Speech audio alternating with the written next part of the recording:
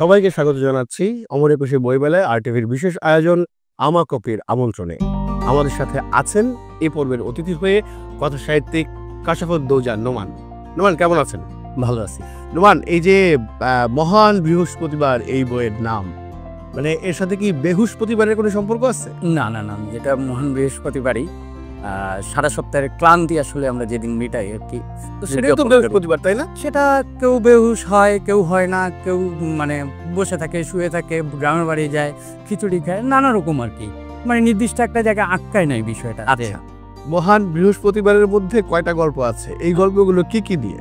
আচ্ছা, 17টা গল্প আছে।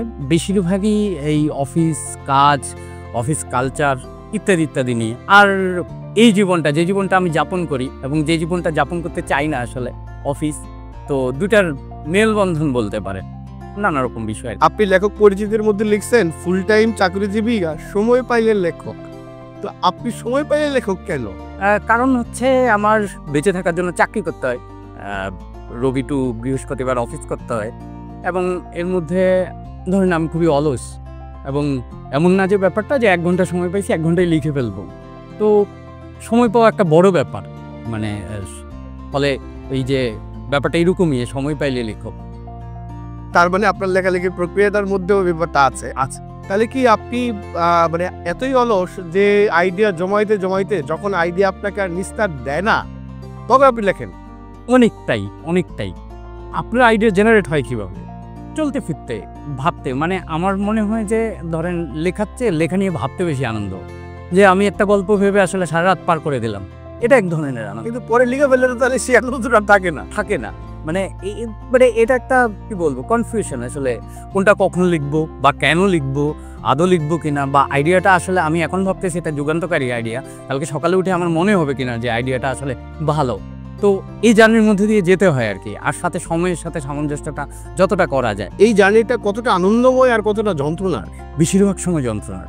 আনন্দটা তখনই হয় যখন আসলে লিখে শেষ করে ফেলা হয়। এই যে কথা সাহিত্যিক হিসেবে আপনার জার্নি, এটাকে আপনি এখন দাঁড়ায় কিভাবে আসলে দেখেন? না, আমি দেখি না আসলে এখনো, মানে আমার মনে হয় যে এখনো আমার নিজেকে দেখার সময়টা হয় নাই এই কারণে আমি বুঝে উঠতে পারি না যে আসলে যা লিখছি তা কি লেখা, তা কি সেই লেখাটা, যে লেখাটা আমি লিখতে চাচ্ছি, বা ধরেন যে সে লেখা আসলে কখন হবে। এটা বোধহয় সারা জীবনের প্রক্রিয়া। আপনার কাজে, আপনার লেখালেখিতে কোন লেখক বা কোন বইগুলো আসলে সবচেয়ে বেশি আপনাকে অনুপ্রাণিত করে বা করেছে আপনার পাঠ থেকে, যদি আমাদেরকে বলেন?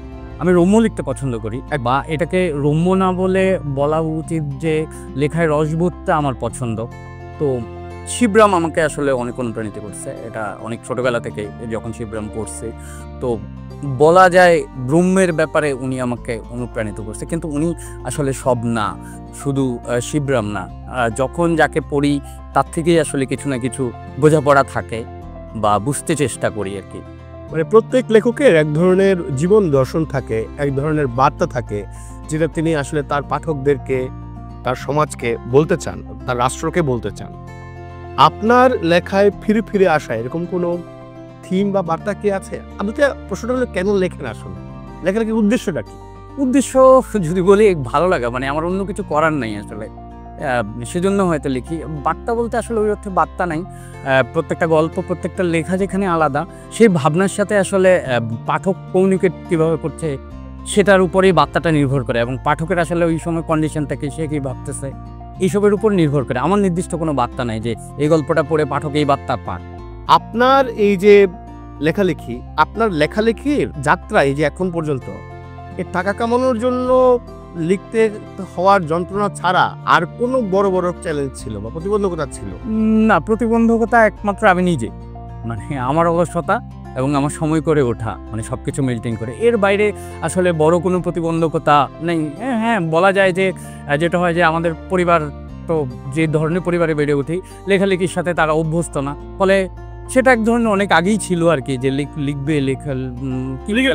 করবেটা কি, অন্য কি করে, তো সেটা অনেক আগের, সেটা আর এখন নাই। তারাও কিছুটা অভ্যস্ত, আমি নিজেও অভ্যস্ত, ফলে খুব একটা বড় আসলে প্রতিবন্ধকতা নাই। মানে আপনার লেখালেখিতে ধরেন কেউ খুব নেগেটিভ ফিডব্যাক দিল বা সমালোচনা করলো, এটাকে আপনি কিভাবে নেন? আমার মনে হয় যে লেখাটা যখন আমি লিখে প্রকাশ করে ফেলি সেটা আর আমার না, সেটা যে পড়ে তার। এবং সে অনেকভাবে পড়তে পারে। ফেসবুকে পড়লে তার সময় খরচ করে পড়ে, বই কিনে পড়লে সে টাকা এবং সময় দুটো খরচ করে পড়ে। ফলে তার মতামত আমি শুনি, বোঝার চেষ্টা করি, কতটা নিই কতটা ভাবি সেটা আমার পরের ব্যাপার আর কি, পরবর্তী বোঝাপড়ায়। কিন্তু সে মন্তব্যের জন্য ওপেন, কারণ এটাই আসলে তার কাজ। আর নোমান, আমাদের সাহিত্যে ধরেন নানা রকমের গোষ্ঠীবদ্ধতা আছে, দলবাজি আছে, এই যে ব্যাপারগুলা, এটারে আপনি আসলে কিভাবে দেখেন? এগুলার কারণে আপনি নিজেকে কখনো বঞ্চিত মনে করছেন? না, এগুলোর জন্য বঞ্চিত মনে করছি না, আমি নিজে বঞ্চিত না। বঞ্চিত কারণ আমি যদি আসলে সেই লেখাটা লিখতে পারি, ভালো লেখাটা লিখতে পারি, আসলে কোনো পিচ্চা পাড়ানো কোনো কিছুতে বঞ্চিত হওয়ার কোনো সম্ভাবনা নাই আর কি। এই যে বই মহান বৃহস্পতিবার, এরপরে আপনার কাজ কি? মানে এরপর আপনার পরিকল্পনা কি, কি ধরনের লেখা লিখবেন? এটা খুবই সাম্প্রতিক পরিকল্পনা, আমি জানি না এই পরিকল্পনা থাকবো কিনা। আমার মনে হচ্ছে আমি মানে ছোট ছোট সাইজের কিছু বড় গল্প লিখবো, তো সেটা হয়তো সামনে লিখবো। আর একটা দীর্ঘ উপন্যাস লেখার পরিকল্পনা আছে, সেটা গত 5-7 বছরই আছে। এটা আগামী 10 বছরে লেখা হবে? লেখা হবে না হয়তো। না না না, এইসব আলসেমি ছাড়েন। আমার পরের প্রশ্নটা ছিল, যদি টাইম মেশিন থাকতো আর নিজের শৈশবে গিয়ে লেখালেখি সম্পর্কিত একটা পরামর্শ নিজেকে দিতে চাইতেন, কোন পরামর্শটা দিবেন? মানে শৈশবে না, এখনো একই কথা বলবো নিজেকে, পরামর্শ আরো সিরিয়াস হইতে, আরো বেশি লিখতে, আরো বেশি লেখার সময় করে উঠতে। নোমান, আপনার এই মহান বৃহস্পতিবার থেকে পাঠকরা যদি একটা জিনিস মনে রাখতে চায়, সেটা কি হবে? সেটা হবে আসলে সেলিব্রেশন, যে সপ্তাহের ক্লান্তি শেষে আমাদের সবারই উদযাপন করা উচিত, সে তার যেভাবে হোক। মানে আমাদের বাংলাদেশে আসলে আমরা অনেক অনেক কিছুর মধ্যে দিয়ে যাই, ফলে এই যে নিজে, পরিবার, বন্ধু সব কিছু ছেড়ে একটু উদযাপন করা উচিত। একদম। নোমান, আমরা একটা র্যাপিড ফায়ার রাউন্ড দিয়ে আয়োজনটা শেষ করি। আমরা যাচ্ছি কথা সাহিত্যিক কাশবদ্ধ নোমানের সঙ্গে র্যাপিড ফায়ার রাউন্ডে। আমাদের র্যাপিড ফায়ার রাউন্ডের জন্য নোমানের জন্য প্রথম শব্দ প্রেম। প্রেম সুন্দর, বিরহ প্রেমের জন্য প্রয়োজন। প্রকৃতি। প্রকৃতি ঘুম। সময়। ভালো খারাপ। স্বপ্ন। স্বপ্ন আসলে কি জানি না। মৃত্যু। মৃত্যু অবধারিত। শান্তি। প্রয়োজন। যুদ্ধ। যুদ্ধও প্রয়োজন হয়তো। মানবতা। আরো বেশি দরকার সবার মধ্যে। অন্ধকার। অন্ধকার ভালো, আলো কখনো কখনো ভালো। নিঃসঙ্গতা। সব মানুষেরই প্রয়োজন কখনো না কখনো। বিপ্লব। আমরা অনেক বিপ্লবের মধ্যে দিয়ে যাচ্ছি। শৈশব। ফিরে পেতে চাই মাঝে মধ্যে। আত্মা। আত্মার শান্তির প্রয়োজন। সমাজ। থাকতে হয়। ভ্রমণ। ভ্রমণ দারুণ। স্মৃতি। স্মৃতিও ভ্রমণের মতো। চাঁদ। উপলক্ষ। সমুদ্র। শব্দ। পাহাড়। ক্লান্তি কমায়। আশা। সামনের দিন যায়। ভয়।